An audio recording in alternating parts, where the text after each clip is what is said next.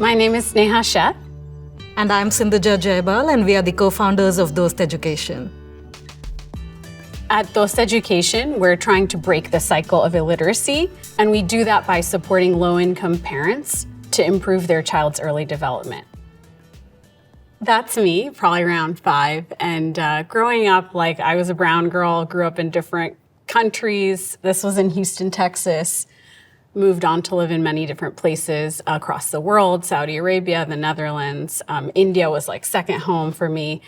And it just reminds me of the fact that no matter where I lived, I always knew that I'd have a great education. Of course, I'd go to college. This is a picture of my grandparents and their 5 kids. That's my dad over here. And my grandparents were handloom weavers, and they made about less than $1 a day to feed the entire family.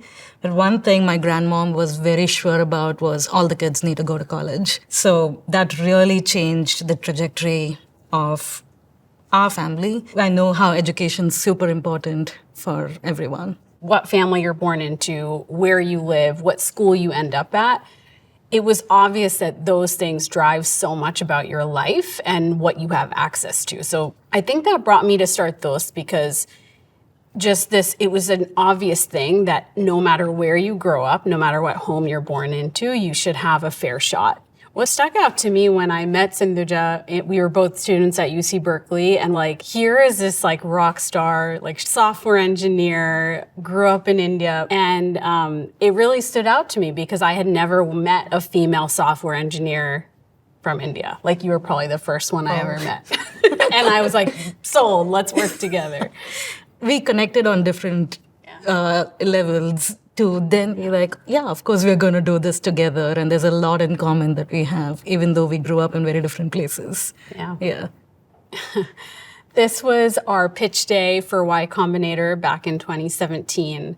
The pitch was basically look, there's 100 million parents who have kids under 5 who want better for their kids. Those parents didn't go to school. Their kids are going to be first-generation learners. We've got to get the parent support so they are able to provide the environment at home that they want. The product is a 1-minute podcast that gets sent through a phone call directly to a parent, and it's at the time that they want. It's they get to choose kind of what topics and which age group they want to focus on. And the idea is just every parent should have really awesome support resources, no matter what, and especially parents who are trying to really change the trajectory of their family's life. Dost means friend in Hindi, so we wanted to be that parent's friend who calls them every day and offers them timely resources, simple things that they can do, even if they have busy schedules. So it's an example activity could be mothers make rotis, especially in North India, it's the breads that they cook for dinner almost every day. So we have an activity which says, make rotis of different sizes to teach the concept of big and small to your 2-year-old. So we have a story that accompanies it. The bigger roti goes to the elephant, the smaller roti goes to the goat. And it's just fun. So we see a mom signing up, and it's set in Uttarakhand, which is at the foothills of Himalayas, and it is a village in one of the states that we work in.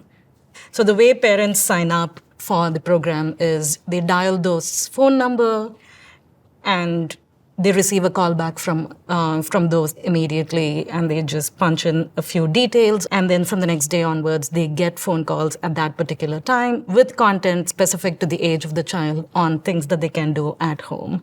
Over time, we started partnering with giant institutions, and even in this case, the government of Uttarakhand, we have a partnership with the state, which allows us to actually work with the public-facing worker system. It's called the Anganwadi system in India, where they have centers where parents will come in to get rations. They may come in to get a vaccination for their young child, and now they also can get access to those. So now, working with the government partners, and there's some institutions we work with like UNICEF, we have a plan to reach 7 million families in the next 5 years. And one story that really stands out to me is 30% of our users are actually fathers. And this father told us, he's like, the program is great. My child's brain is actually developing right now. And if I don't work on supporting them now, then I'll lose that chance. And so he went from being someone who would come home after work, drink for 2 hours, and go to eat his dinner and go to bed, to someone who would come home and was like, okay, I'm going to unwind by talking to my kid because I learned from Dost that talking is a way to stimulate brain development. Like, he was like, that's my unwinding, and I love it now. So that's the type of impact I think we have seen when we talk to these families after they've been with us for a few months. So this is our local district team working with a group of the Anganwadi workers. Those are the government employed workers who already have trust within their local communities. This year alone, we've trained about 11,000 of these teachers, Anganwadi workers, to use and distribute those. So they're really like our champions now. We're working on more languages, and within each language, it's not just translation. Our team actually calls it transcreation, which means that you're also thinking about local rituals, routines, local songs. It has to be authentic, and I think that only comes from like working with local district leads, content creators. We are also reaching out to the 1.2 million Anganwadi workers who are already embedded in the communities, and they run these public preschools. Children come to those centers. They are also getting these phone calls from us. So in a way, we're like, oh, the impact is even greater than what we had initially imagined. We are also doing a lot of advocacy and working with policy folks to say, how do we actually make parent support and parent resources a part of the service that the government provides to the people? So I think that's one other way we want to reach the 100 million. Everyone wants the best for their kids and their families. When we started the organization, people weren't talking about parent support as a way to support this education problem and systematic problem we have in India. And I think it's just exciting to me that it's now part of the conversation, and I hope it becomes like the obvious thing that everyone has access to.